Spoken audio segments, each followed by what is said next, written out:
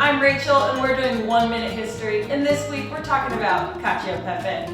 Cacio, aka sheep's milk cheese, Pepe, aka pepper, and spaghetti, dry pasta, along with starchy pasta cooking water, very important. So a lot of Italy believes that Cacio Pepe was actually started by shepherds that were grazing their flocks in the mountains in the spring and summer months. And when the sun went down, they needed their dry goods to keep them warm at night, so they'd make a nice hot meal of Cacio Pepe. So that's what some of Italy thinks. And then the Romans are like, no, that's not what happened. The Romans are steadfast that Cacio Pepe started with the coal miners, and they needed to feed their family cheaply, so they would use their dry goods, their pepper, their pasta, their pecorino or their parmesan, and they would make Cacio Pepe. And that is how Cacio Pepe originated in the Romans' eyes. But here, all we're saying is that it doesn't really matter. Let's skip the drama and just all agree that Cacio Pepe is delicious.